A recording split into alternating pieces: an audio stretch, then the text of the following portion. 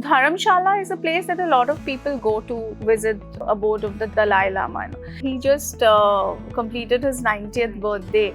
So have you met him? What kind of a person is he? Has he come to your museum? Has he associated with your family? He inaugurated the museum. Okay. You know, he's very fond of my mother-in-law. Now, Buddhism and Dalai Lama is part of the Kangra community. You know, because of the topography, you know, they're mountains. So it was very difficult for people to meet. You know, there was a house on one hill, the other house was on the other hill. So whether it was birth, whether it was, death, or whether it was marriages, anything. When the community had to be invited and got together, they started having meals in the temple. Kangra as a kingdom has now become very small. But when it was at its peak, the kingdom spread all over Punjab. You know, called the rulers of the Byas. All the invaders, whether it was Ghazni or whether it was Gauri, you know, we were fighting all the invaders, whether it was Alexander the Great. When Kali Mata was fighting Rakt Beach and the sweat fell on the ground, and Bhumi Chand Katoch, our ancestor, our first ancestor, my husband is actually the 489th in the genealogy. So the first ancestor, Bhumi Chand Katoch, emerged. Shailja, why haven't we heard about this before? This is so interesting that the world is eating, visitors to these hotels and your cafe are eating indigenous dham, sattvic khana cooked by the Brahmins of Kangra in the mandirs. And now all over the country. All over the country. Yes, because of Royal Fables and Kitchen of the King. Namaste everybody. Welcome to a new episode of Organizer Life. Today, the podcast is going to be a little different. We are going to talk to Maharani Shailja Katoch, who comes from the royal family of Kangra. A lot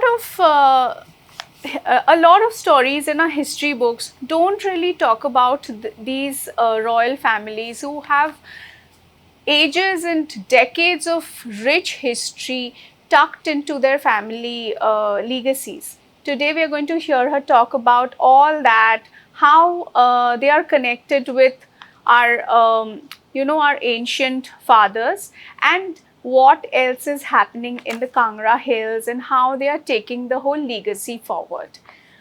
Welcome, Shailja. Thank you. You know, it is such an honor to have you here because you are mostly in the hills doing your bit of work. You all don't talk about it. Nobody really gets to see what all y'all are doing. So this is an effort to bring you in front of our audience so that they also get to know that our history books is our other Indian history, the Bharatiya history is not just about the Mughals and the British colonizers. It has a lot more. In fact, our Hindu kings have not been celebrated enough.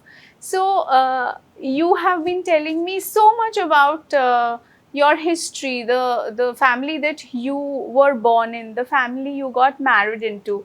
Please tell our audience in details about the two families.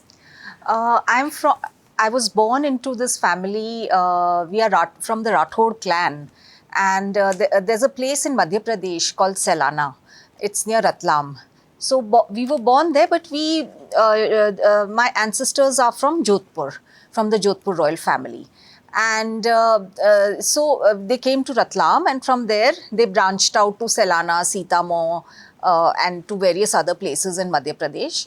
And so we have strong influence of Rajasthan, whether it's our language, whether it's our culture, whether it's our food, all of that. And, my grandfather, in fact, he collected various recipes from the royal kitchens from all over India. There are over 500 royal families in India. And he wrote this book called Cooking Delights of the Maharajas. So food was a passion with me. Yeah. And then I get married in the hills of Himachal, in the beautiful Kangra Valley. And I'm a vegetarian. So when I tasted the dham food, it is pure vegetarian, cooked by botis who are Brahmins. It was a temple cuisine. Okay. In the hills, in the olden days, because of the topography, there are mountains. So it was very difficult for people meet. You know, there was a house on one hill, the other house was on the other hill. So people started having their celebrations in the temple. Temple. So whether it was birth, whether it was, death, or whether it was Marriages. marriages, anything. When the community had to be invited and got together, they started having meals in the temples. So tell me something about the Kangra Lambragaon family, the family that you got married into. Like,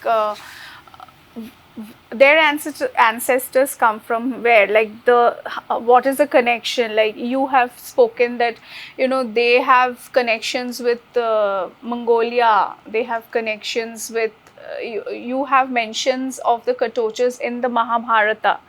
So, give us a little bit of details on that. Okay, so I think the first, see, Kangra as a kingdom has now become very small. But Kangra, when it was at its peak, the kingdom spread all over Punjab, Pakistan. So we were called the rulers of the Byas, because our kingdom, it was there. It spread, and because being in the extreme north, all the invaders, whether it was Ghazni or whether it was Gauri, we were fighting all the invaders, whether it was Alexander the Great. So we were fighting all of them. But the first mention was when Kali Mata was fighting Rakht Bij. And Rakht Bij had this, he was blessed by Lord Shiv that with every blood that falls on the ground, there'll be a new Rakht Bij who will emerge. So Kali Mata was killing every Rakht Bij which was emerging.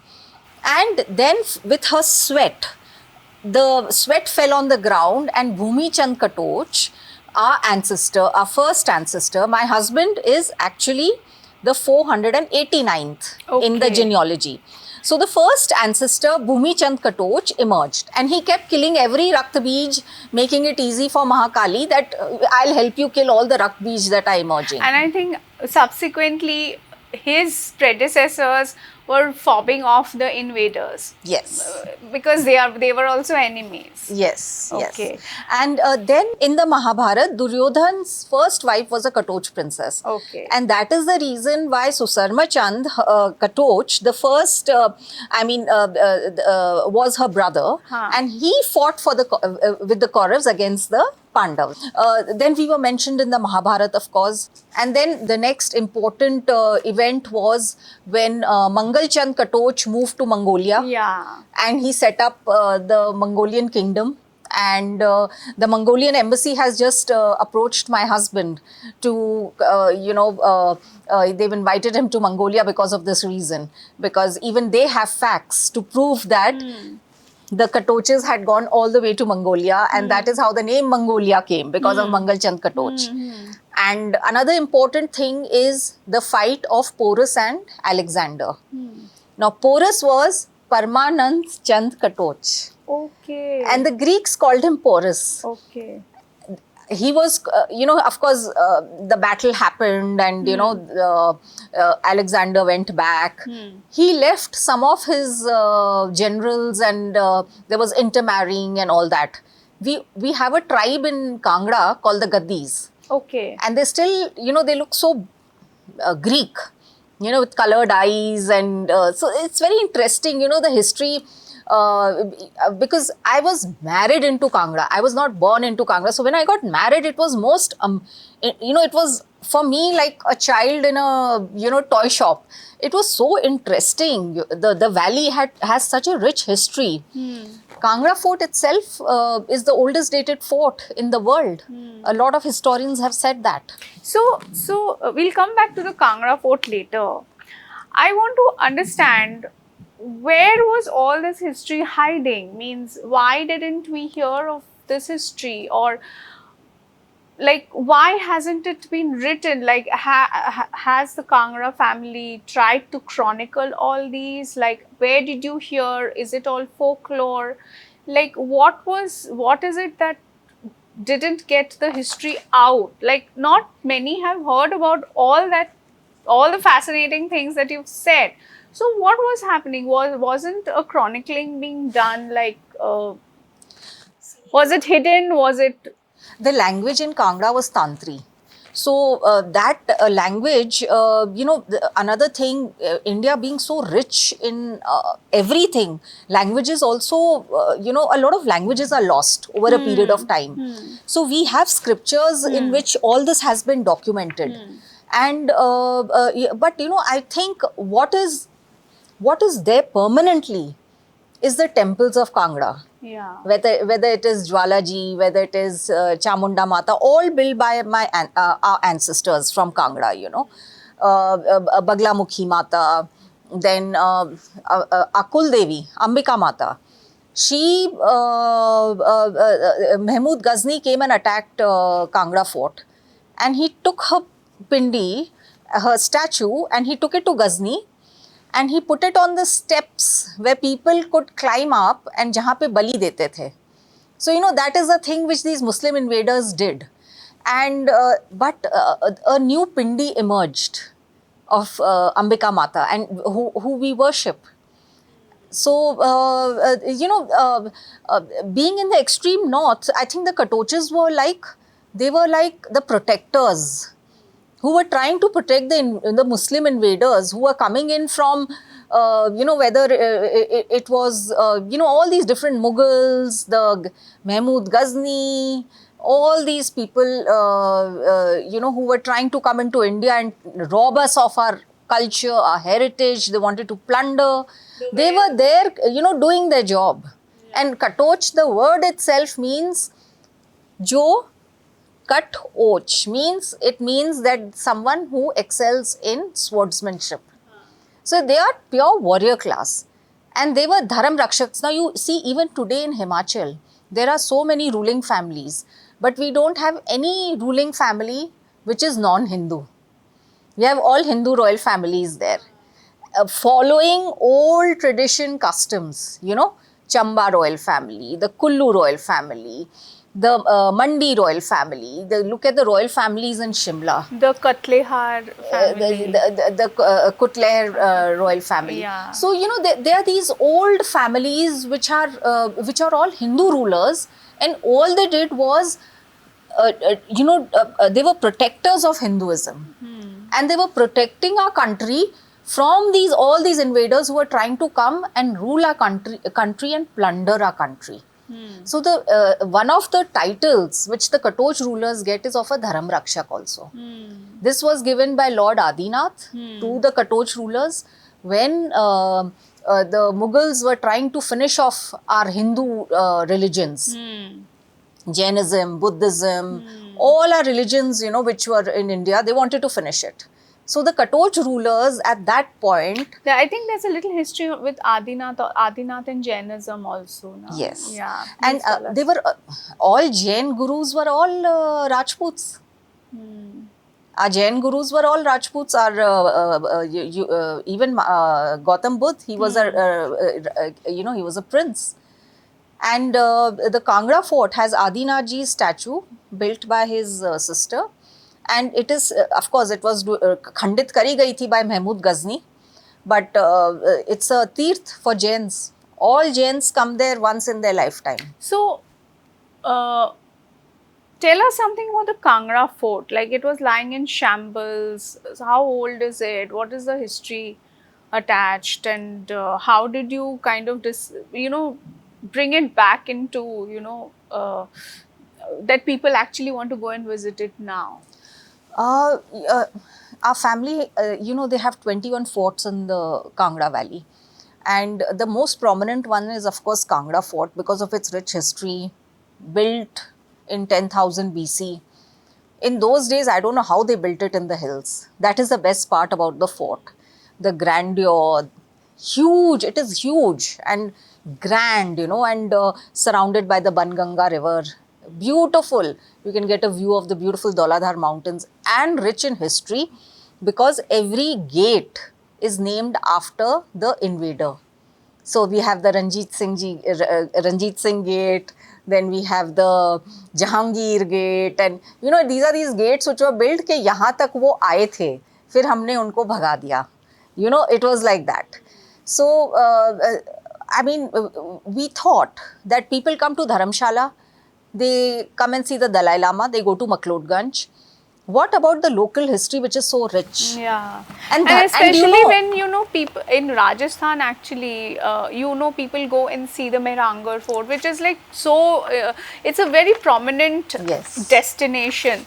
So I think in the hills that thing was missing, and I we believe got your the family. idea. Yeah, We got the idea from there because my mother-in-law, being from Jodhpur, Yeah, the she's a princess princess of of Jodhpur, Jodhpur, yes, yeah. the present Maharaja's sister.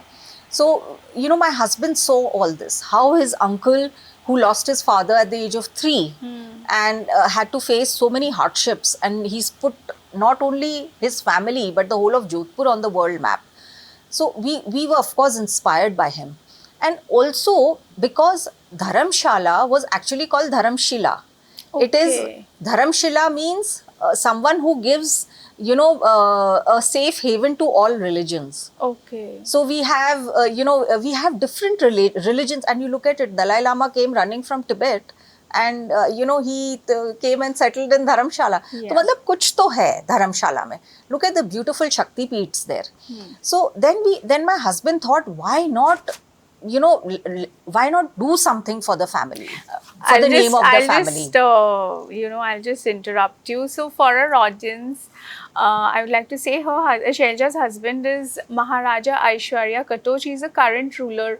He's a current title holder of Kangra, of the Yes. Kangra royal family. Yes. Yeah.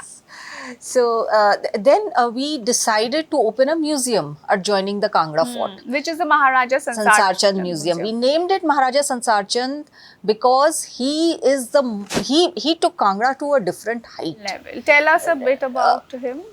When Aurangzeb was cutting off fingers of anybody who was creative.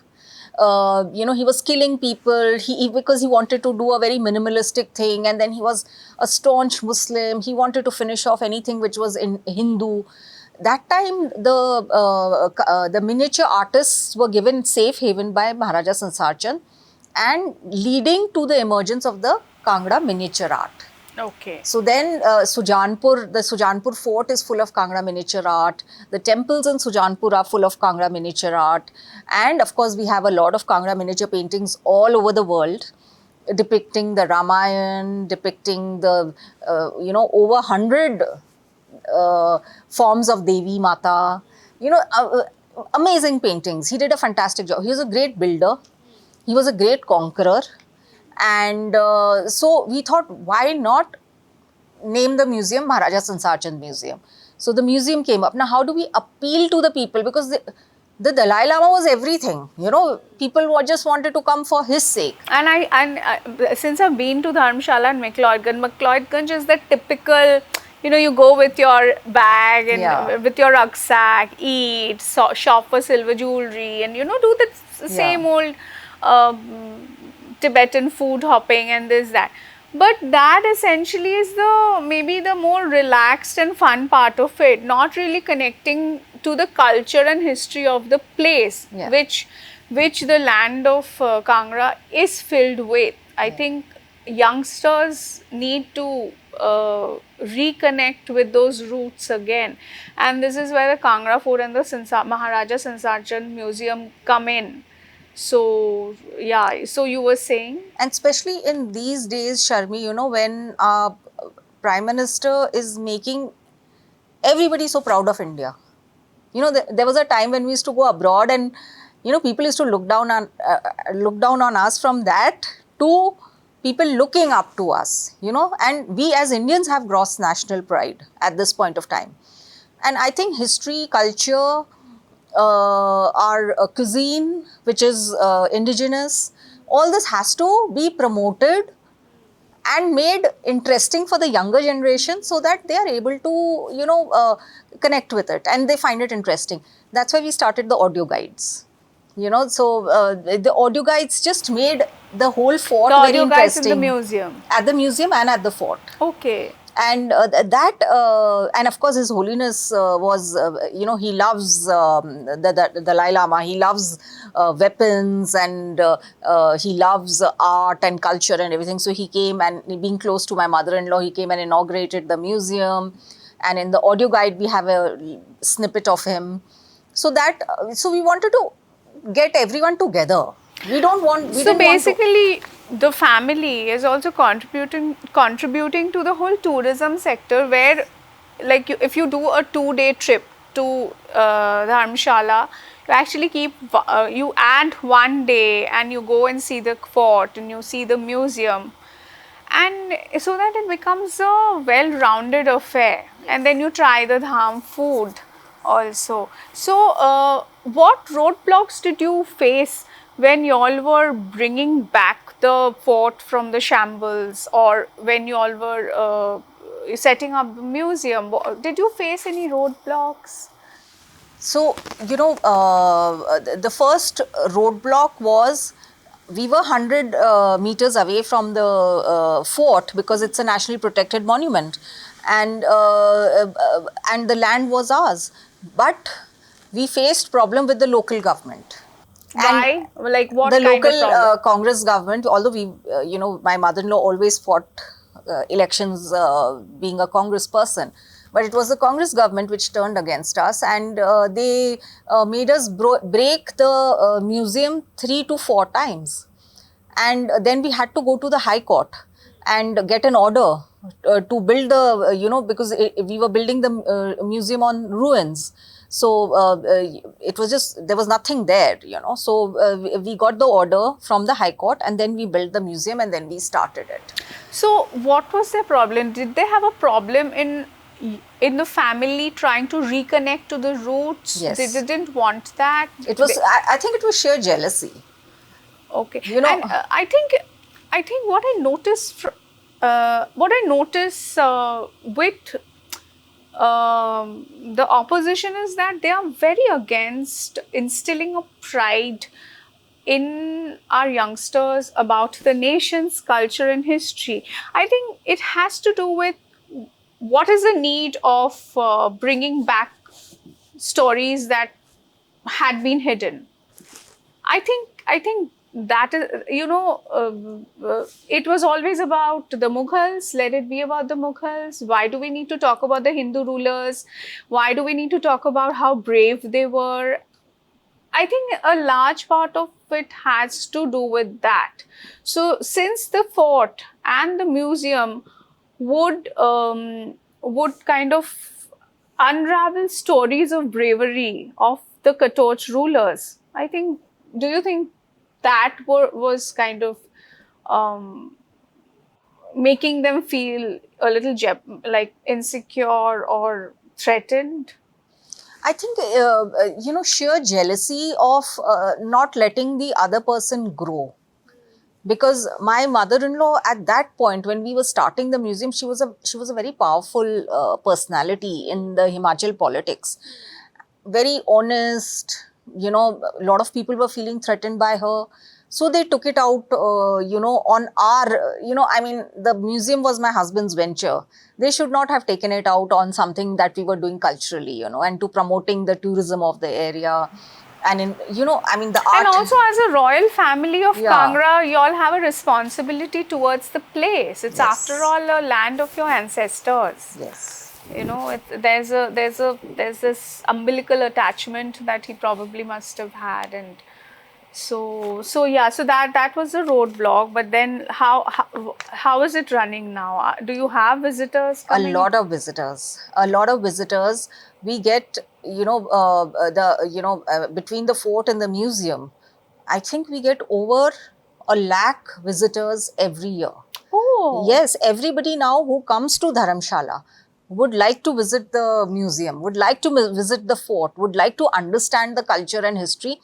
And what happens is, the one person has to take the step, and then everybody follows. Yeah. So, the hoteliers, the local people, the schools and colleges in the Kangra area, the people from even neighboring states, and places, they all want to come and see the museum. Oh, we've heard the museum. Some, we've got an art gallery, we've got a cafe which serves dham food, and we've got a nice shop, where we promote indigenous things, women NGOs, who put their stuff there, their pickles and marmalades. Tell us a little bit about the dham food, because food is such a binding factor. Yes. And Rajputs are known for their thing with meats and all. So since you said the dham food is particularly vegetarian, No cooked lasan pyaz also. Absolute sattvic. Sattvic khana, built, cooked by Brahmins called botis, and served in the temples. But now, of course, there are so many facilities. People have bigger homes. There are hotels. There are halls, where you can go and have a dham. A dham is basically inviting the whole community. So when my son got married, we invited the whole of Dharamshala was invited. Being an old family, various towns and cities, we knew people from various towns and cities of Kangra and in Himachal. Everybody was invited. So, it is food being cooked for thousands of people. And the food is so tasty. There are about 11 to 12 dishes. And the best part about it is, everybody sits together on the ground eating in pattals, and there is no discrimination. Dham means, because it was a temple cuisine, and in the eyes of God, everyone is equal. This actually busts this whole myth of, discrimination being a big part of the Hindu culture. Because when people are sitting all together, be it from the upper classes or the lower classes or the middle classes, sitting together in front of God, eating the dham food actually kind of brings everybody together as a community. So, and how have people taken to it? Like the food that is being cooked, you serve it at the museum cafe. Yes. And at the museum cafe, and also I had top food critics, of India, Dr. Pushpesh Pant, Mrs. Mariam Reshi, Mr. Suresh Bhattacharya, all taste dham food for the first time, and they were the ones who encouraged me. They found it really tasty, and they said, you have to take it forward. Then Mrs. Anshu Khanna, she has this beautiful property called Royal Fables, and then she opened another property called Kitchen of the Kings, where she promotes indigenous foods of all the royal families. She has really promoted dham food. Now dham food from the temples has reached 5-star hotels, Shelja, why haven't we heard about this before? This is so interesting that the world is eating, visitors to these hotels and your cafe are eating indigenous dham, sattvic khana cooked by the Brahmins of Kangra in the mandirs. In the mandir. Means, and now all over the country. All over the country. Yes, because of Royal Fables and Kitchen of the Kings. You were telling me about, an international food host being Rick absolutely Stein. Yes. He challenged my husband. He said, you cannot cook for 10,000 people. And such quantities. And at such a reasonable price. Yeah, and at such short time. So my husband invited him to Kangra. Took him to a palace in Lambagaon, which is about an hour and a half from Dharamshala, on the river Byas. Beautiful property with mango orchard and Maybe everything. Next time we'll do a podcast there. So, told Rick Stein that I have invited about 4,000 people, and there's going to be dham, but you have to get up at 4 in the morning because the botis are going to be cooking from 4 in the morning. He was shocked. He got up with his whole team. He saw and he couldn't get over it. They are very professional also. They want to see how it's happening. Yeah. So he was actually up, and then he saw how everyone sat on the ground, ate with the hands, and people then, it's very interesting because you eat with your hands, then they wipe their hands with the pattal only. And it's actually very clean. And then they take the water from what they're drinking, jo bach jata hai, and they make a space, where they throw the pattals and they make a space where you wash your hands, very organized. And whatever food is left, the people, they come when they come for the dham, it's a done thing. They come with their tiffins and all the extra food, so there's no wastage. So they take it back, to their homes. So And it's no done plastic, within a budget. nothing. Yeah, and all done in a budget. It dham basically it costs about 150 rupees per person. Okay. 11 to 12 dishes, and more the people, the less the cost. Yeah, because scaling up and Scaling all up and all. This is amazing. Why haven't you written about it? Why haven't you spoken more about I'm it? I'm actually, so glad we Sharmi, are talking I'm about actually this. thinking of writing a dham recipe book because Kangra dham is very different, Mandi dham is very different, Chamba dham is very different, Shimla dham is very different. I'm actually thinking of writing a book on the various dhams of Himachal. This is very interesting because since our Prime Minister talks about indigenous, going back to your roots and having indigenous Indian food, considering that, I have been writing a bit about it, that youngsters of today, they need to be well versed with what our country has to offer in terms of food instead of going for the junk food that corporates brand with fancy lingo, because health is a very important thing. Yes. Means you are coming from the hills and where the air is clean and the grass is green and everything is lush, but in the cities we do face these kind of problems day in and day out, where stress takes a toll on your health and you need that kind of food to sustain your, to heal your body. Yeah. Basically heal your No, body. I'm so blessed, touchwood, Sharmi. My son and daughter-in-law, they love being in Kangra. My daughter-in-law is learning how to paint Kangra miniature paintings from the master himself. Someone whose ancestors have been painting Kangra miniatures. And it's different from the Mughal style of paintings. very similar, but the topics are very different. It's We have mostly from Radha Krishna. the Upanishads and the Vedas. Yes, and all. yes. And the Mughal ones were all about their, their... Yeah, but I think Yeah. the Mughal ones were also, I think they were inspired by our the Kangra school of paintings and similar paintings, because they were mostly getting inspired and terming it their own. A lot of things, even a lot of weaves, a lot of crafts, they were just renaming them. It was more about the names that were being changed, but not, there wasn't basically essentially any kind of making stuff from scratch. So you have a school there also. Tell Yes. us a little bit about it. It started off... What is the school called? It's called Happy Hours. It started off as a nursery school and now it's up to the 10th. And I didn't want my son to study in Delhi or anywhere, but then of course I had to take him because my family insisted that he comes to Delhi to study. But I started the school for him. And now, of course, my son and daughter-in-law are very involved with the school and they're running it. They're helping with the museum. So it's that old. Yes, it's 25 years old this year. Oh, okay. Yeah. And you have local children coming, and you all have Himachal has a high literacy rate. Okay. And women in Himachal are very empowered. Since my mother-in-law's time, I hear the stories that she's saying. Women are highly educated there. They all are working and their in-laws support them. And dowry system was never there in Himachal. If a woman is highly qualified and she's, she's qualified enough to work, they would rather have her than to get a big fat dowry and a woman who is not capable.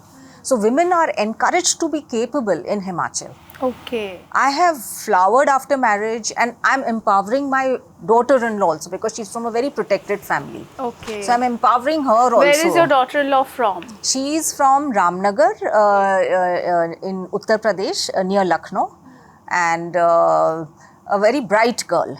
So I'm helping her discover her interests and what she can do.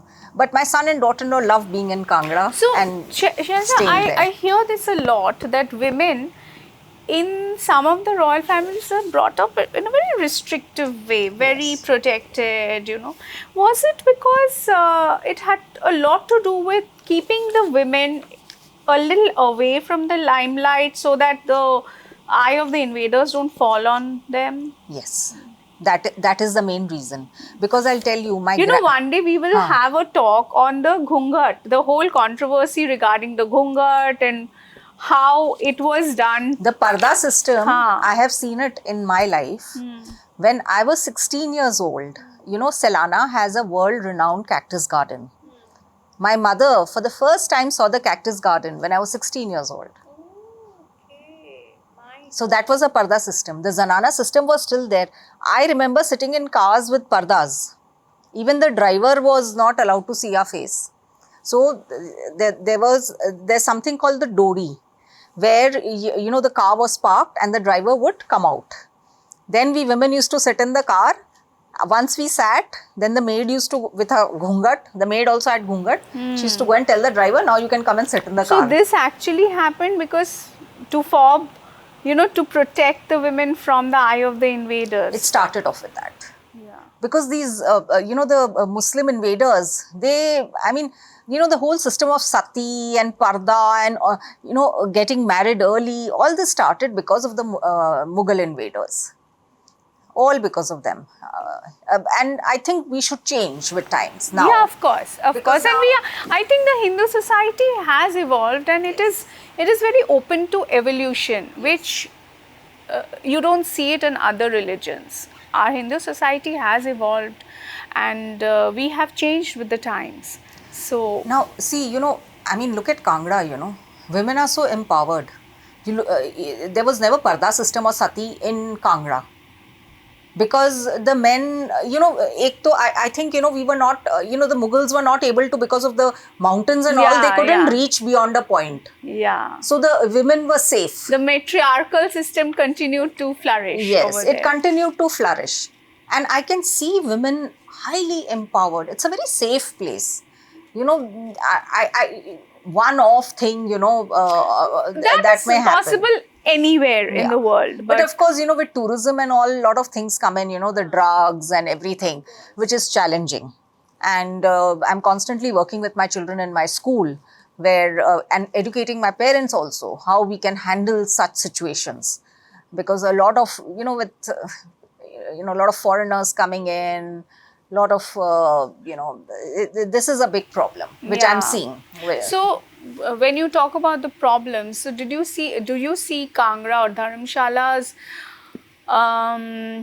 tourism sector change over the years? Like Yes. earlier, the kind of people who came now, because what I see in Shimla when I go now is a lot of youngsters getting in their alcohol and just going there to party, not exactly enjoy the hills. So, do you think that is happening in Dharamshala also? See, Dharamshala has different types of tourism. There is one which comes only for the Dalai Lama and for the Tibetan thing. Then there is one who wants to come and do all our Shakti Peeths, you know, and then there is one lot who just wants to come and relax, enjoy the spas and, you know, enjoy the beauty and everything. And there is one lot, they just want to come and party, the hippies and, you know, the young crowd, you know, where they just want to come and party.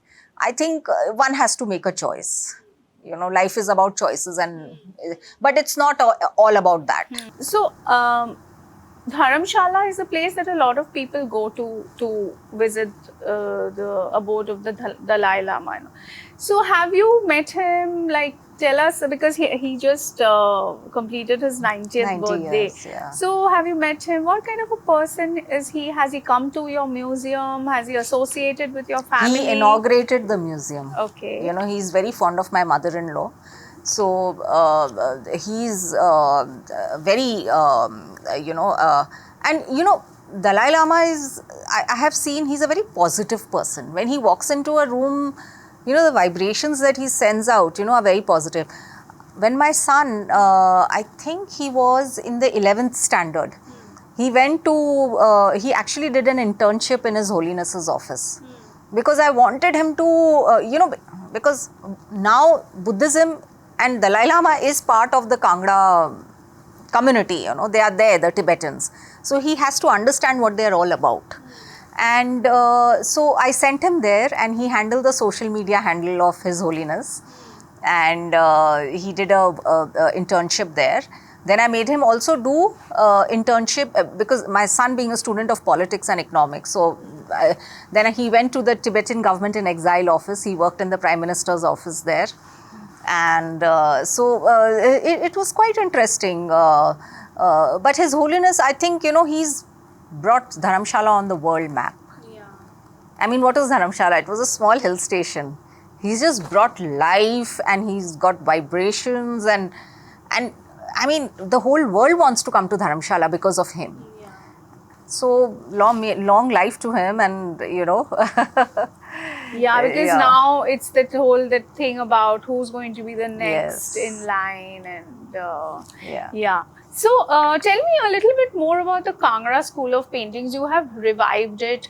I have seen you put up shows, put up paintings. With the whole AI now looming fast, looming over us. How difficult is it to sustain the interest in these ancient art forms, ancient paintings, or ancient schools of paintings amongst youngsters of today, and how are you doing it? How are you retaining their interest? See, the youngsters would be interested. First of all, if they're very smart. The new generation. If they find something which is number one appealing, which is actually good quality painting, when they see the fineness, the articulation, and there is a story behind every painting, it is depicting something. And of course, if they can make money out of it, if someone learns Kangra miniatures and are able to sell the Kangra miniatures, money is an important thing. So then they automatically start taking interest in it. But Shailja, you said that the Kangra School of Paintings, most of the paintings are, the themes are derived from our ancient religious texts, the Upanishads, the Vedas, the Mahabharata, the Ramayana. Now, when you take the Kangra School of Paintings out into the world, have you faced questions like, too much religion, this won't sell? No. All the top museums of the world have the best Kangra miniatures. Okay. Yes. The religious bit has never been an issue. No. There hasn't been any demand to contemporize them. No. No. They are so fine and they're so pleasing to the eye, And I think each one has a story to tell. Each one has a very interesting story to tell. Can you imagine 100 forms of Devi? Man, सोच ही नहीं सकते थे. In your wildest dreams, you can't think that there are so many forms of Devi, So it's interesting, I think your family is doing a brilliant job holding on to all that rich legacy. Means, I think the royal families have a huge responsibility in doing that. Yeah. Because not only are they, safekeepers, They are custodians of, and that is where movie shows, OTT shows like The Royals do such a bad job. They actually end up mocking what the royals are doing, and to show that the women of the royal families are just wearing their jewels and their beautiful saris and just sitting and they don't have any work is so wrong, because each one of them is doing something substantial. Either they are entrepreneurs or educators or they are hoteliers. Sharmi, there was a time, this was during the British era, and it was the post-British era, where the British wanted the royal families to become lazy so that they could take over. So it took some time for the royal families after democracy to understand that this is a democracy now. It's going to stay a democracy because the privy purses were abolished. The land ceiling came in.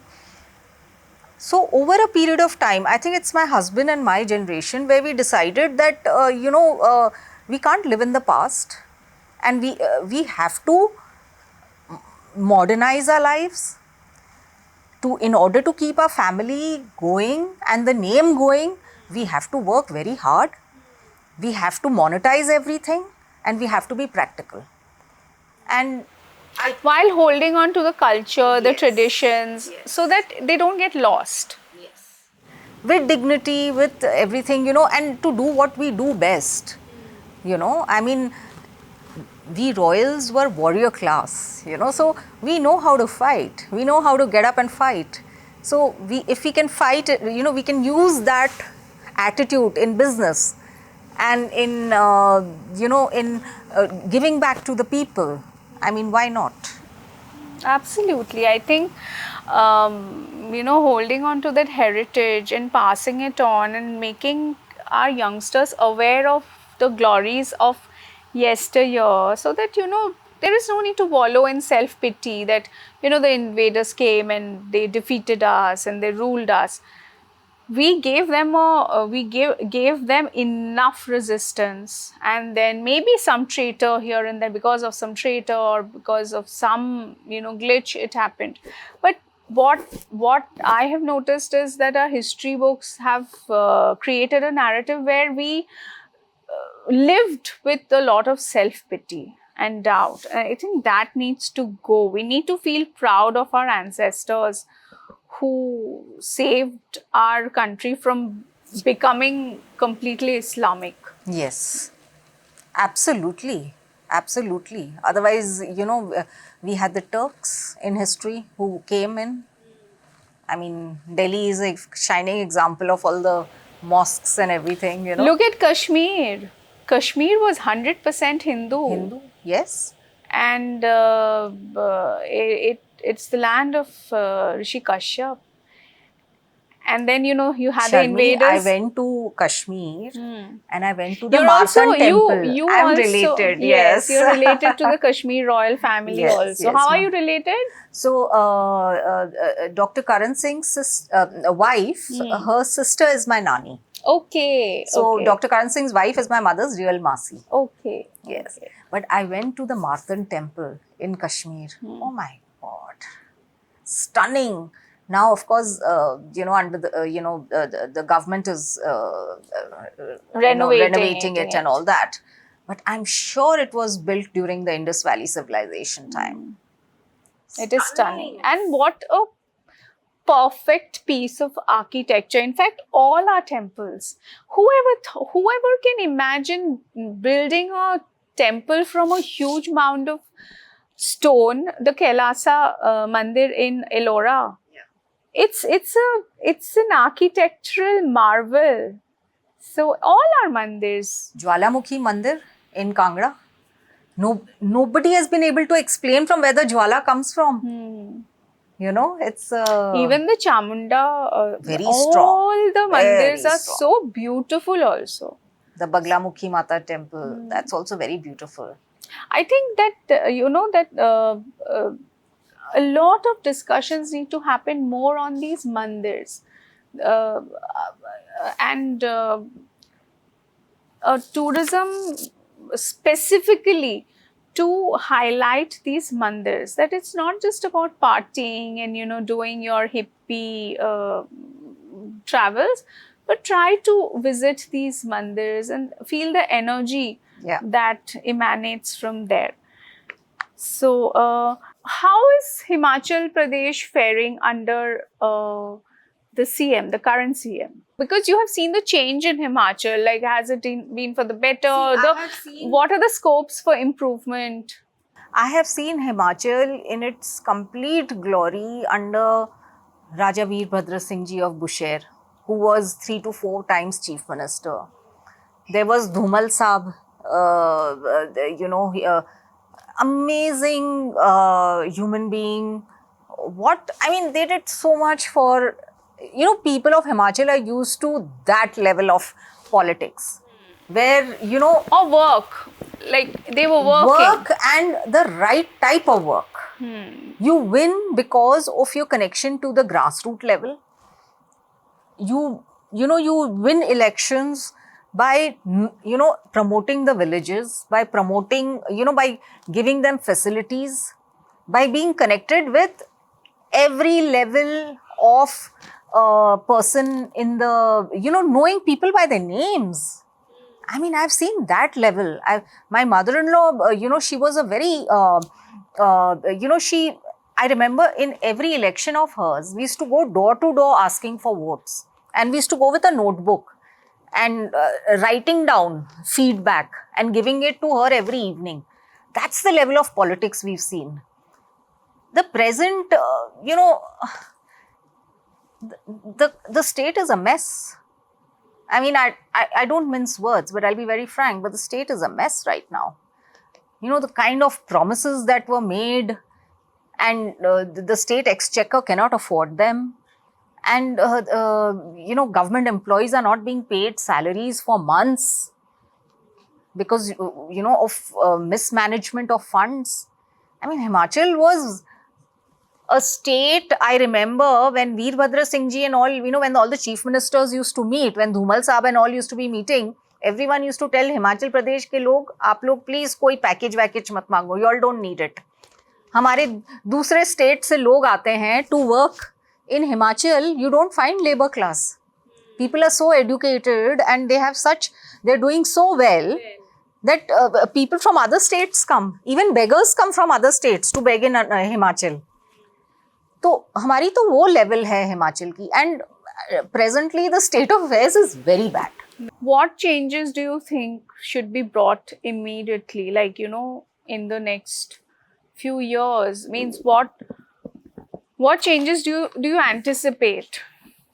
I think we need to sort out the state, where we need to reduce the debt by stop giving freebies. Because I think giving freebies makes someone lazy. What the British did, making the rulers lazy, this is what some governments are doing, where they want to give freebies. Don't give freebies. Make them work for it. And that is it. I mean, Himachal is not a poor state. People are doing very well and they're very hardworking people. I think temple economy is something that can be worked on. How do you you increase the income of the state using temple tourism? See, tourism itself is a big source of income for the government. And tourism has gone down over the past few years. Why so? Initiatives by the government, facilities, infrastructure, policies. The government has to be pro-tourism because tourism is it's a number one factor. And what about our farmers, our apple growers, our fruits which Himachal grows? I mean, everyone is suffering. So the government, instead of making it difficult for the business community and for, they need to, tourism is also a source of employment. So instead of giving these freebies, every woman will be given 1,000 rupees, 1,500 and that kind of things, I don't think that was required in Himachal. People are well off there. They have enough land, they have enough jobs. And they can work. Yeah. No, Sharmi, in almost every house of Himachal, there is a government worker. He'll be working in some form of, he'll have some form of government job. Women are either government teachers or they're private teachers. Other than that, women even have their own shops. They'll open their little shops, village shop or something. People keep doing something. They'll work in the fields also. People are very hardworking. You won't find in Himachal, people just sitting and watching TV and enjoying themselves. People are very hardworking. So, generation of income. Generation of income. Karna chahiye. And generation of income will only happen, Sharmi. Like religious tourism temple tourism, what you're suggesting, can help if the government provides good infrastructure, safety, cleanliness. So when people come to the temples, the shopkeepers will benefit, the taxi walas will benefit, all the dhaba walas will benefit. So indirect benefits will happen. And Himachal was doing fine. It was doing fine in the past. Never had this problem what we are facing right now. Do you see a demography shift? Yes. Suddenly we have a huge Muslim population in Himachal, and it's increasing. Why do you think that is happening? They are settling there to Yes, work? work opportunities. Work But what kind of opportunities and work would, safety. but what kind of work could they possibly do, considering that Himachal is mostly, it has the Shakti peats? Do you think they are getting into the system See, because they want to? Himachal is very self-sufficient. But again, as I said, people in Himachal are not the labor class, or they are not the artists. So, we have carpenters coming, Muslim carpenters. We have painters, tailors. Painters, as in people who work with the masons, you're saying? Yes, painting the walls and Yeah. everything. Because in Himachal, people are well off, as I said. So, they, And I think they don't want to do these kind of work. they don't need to. Okay. They don't need to, Either someone is working in tourism, or you'll see most of the drivers in the cities are all from Himachal. So they're all working, they're busy working. So labor class is a problem, these people who do these, carpenters and Yeah, tailors I get it, and, yeah, I get it. those kind of people. So that's how the Muslims have started coming in. But if the Hindus don't do those work, then there is a gap that Yes. these people will fill. So there has to be some way out. So when you're saying that the labor class in the labor class, the Muslims are increasing. Do you, in any way, are you suggesting that they are the illegal immigrants? Uh, The Bangladeshis, the Rohingyas? it's difficult to differentiate, but yes, it could be them. It could be them because, how suddenly there is an influx of illegal immigrants. And I think there is a pattern. They don't want to be noticed in the posher places like the malls in Shimla and the Dharamshala, the markets, but they're just tucked into those hidden, and they're just flourishing over there with their trades. No, they're out in the open. Yeah. They're out in the open. Okay. They are, Hinduism is a very tolerant religion. Yeah. We don't differentiate. We don't make it difficult. If someone is capable of doing, if someone is good at doing something, we will not differentiate. So people of Himachal are very, they're very calm and Relaxed. peacemaking. Yes, but they're peaceful people. But that shouldn't discount the illegal immigration that is happening. I think, and this is a problem in all places, in West Bengal, in Delhi, in the hills. So, how do you tackle that? Because once there is a demography shift, a lot of things change in a place. Yes. So, I'm definitely for the NRC, because you see in other countries also, you have to have your paperwork right. And why not in India also? Why you see what is happening in Germany? See what is happening in France? Countries are taking actions because we can't have illegal immigrants coming in and taking what our countrymen should have, the facilities to be enjoyed by our countrymen. Why should illegal immigrants come in? And now in Himachal, the crime rate has not increased, but you read it in the newspapers all over the country. The crime rate has increased, and terrorism is a big problem. So I'm totally for the NRC, and every citizen should have full documents. And I'll tell you, things have improved.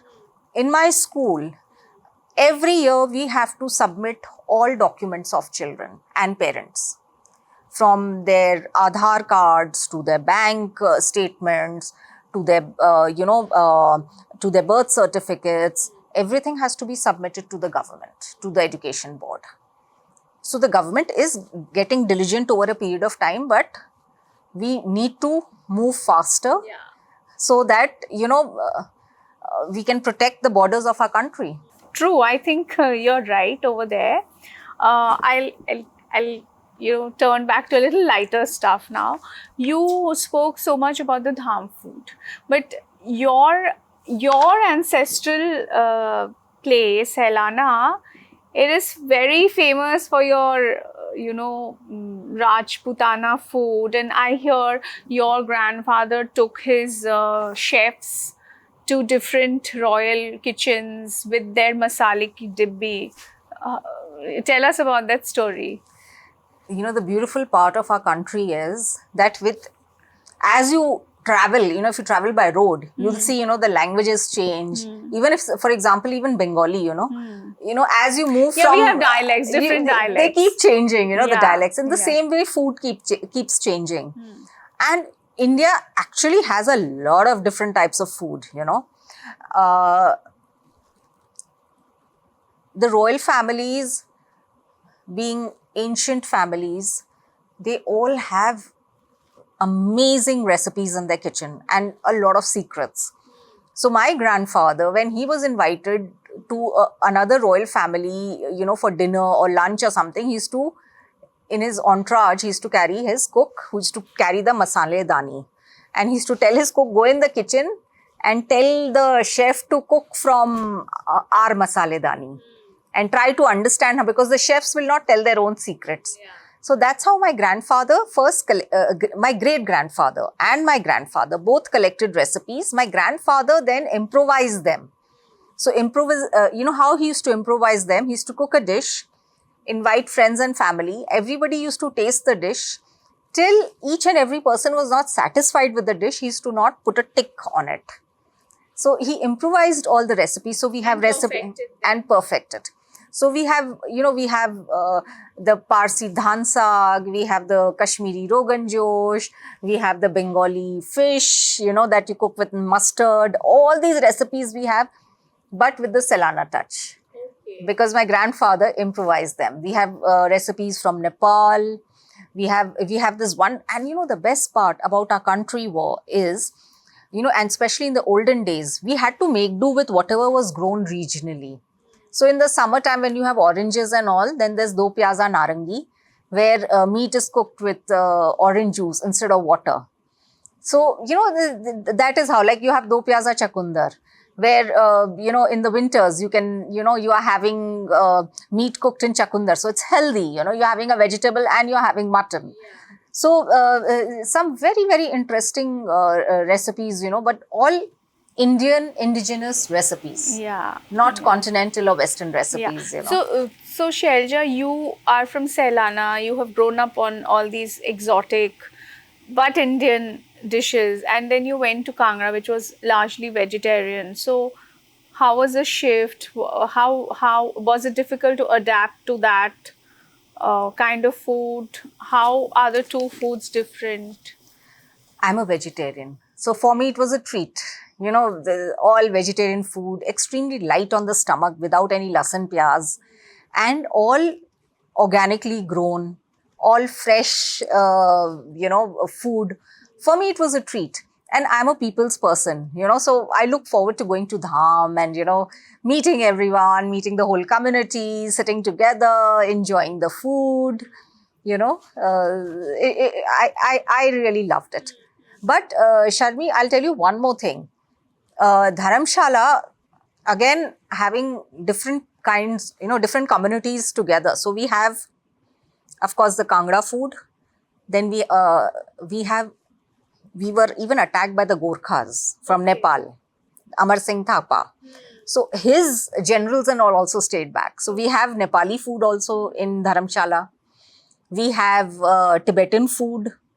Then the Gaddis, they make their own food with their Greek, those Greek people, with all the Greek blood in them. So, it's quite interesting. It's a melting pot. Yeah.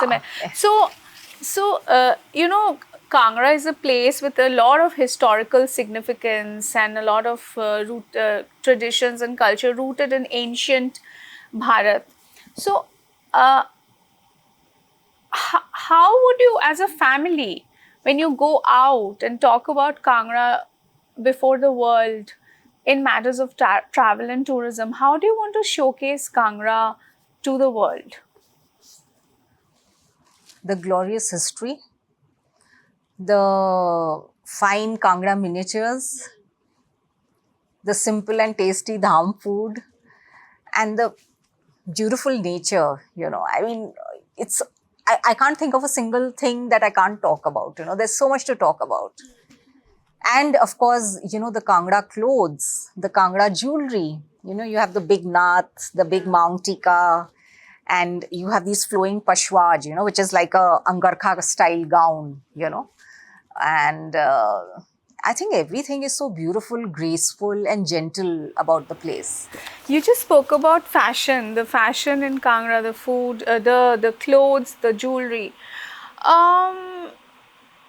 We don't see that kind of celebration of the indigenous jewelry and the clothes in mainstream cinema. It's become the same kind of clothes. It's not exactly Indian as such. Even every place, every tribe in India has a very beautiful way of dressing. How do you want to kind of leave, you dress in the royal families dress in a certain way. So how do you think the mainstream cinema or mainstream fashion can incorporate that so that youngsters get to know more about that instead of wearing their Zara and H&M, which is actually fast fashion? Yeah. Yeah. I think films, Sharbi, is, for the masses. So until unless it's not a film which is historical, like a Sanjay Leela Bhansali film or something, where he really gets into researching the outfits of that era and the jewelry and things like that, or a Akbar Jodha or something kind of a movie, then Or maybe a Chhawa. Yeah. Chhawa was also so beautiful. Beautiful. So I mean, I don't think, wearing traditional jewelry in all movies would be the right thing, because if it's a movie for young people and if it's of young romance, I mean, the royal jewelry will not fit in. Yeah, so I think it a lot depends on the script and what story it is. But y'all have these kind of exhibits in the museum? Yes. Y'all do? We have an exhibit with different clothes of Kangra, different jewelry of Kangra, even different fabrics that were used in the olden days. Old fabrics, we know we can't wear them because they are so, they'll tear. So we've put them up nicely, and we've displayed them so that people get an idea. Shailja, as bona fide royals whose ancestors have left a lasting legacy in the hills of Kangra, how do you want to leave a footprint, and what else do you want to do for the people of Himachal, of Kangra? Me and my husband, we look at ourselves as custodians and as a duty to make the world aware of the wonderful history, the culture, the cuisine, the paintings. And it's our job.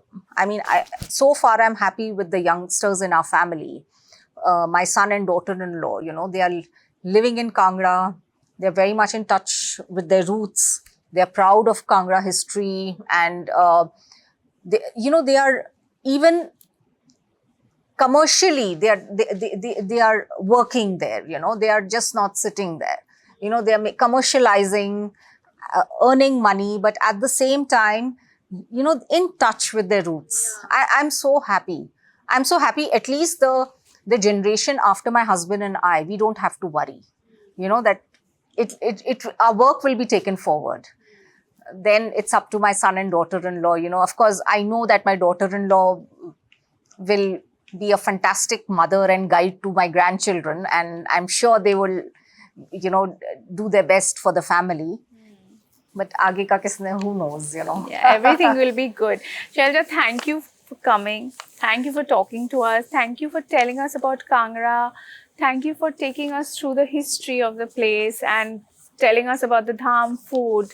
And we hope you will come back again and talk about more stuff from the place and tell us new interesting story as time emerges. And It was a real pleasure, Sharmi, and today's Guru Purnima, so it's a very nice day. yes, thank you so much. Yes, Thank and you so much.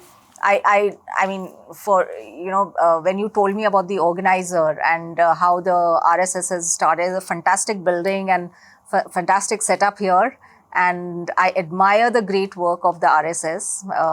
My mother, being a very religious person, she works in Selana with the RSS very closely. Yes, so so I mean, it's a great honor and a pleasure. Thank and you a great so much. opportunity. Thank you so much. My mother, being a very religious person, she works in Selana with the RSS very closely. Yes, so so I mean, it's a great honor and a pleasure. Thank and you a great so much. opportunity. Thank you so Thank much. you.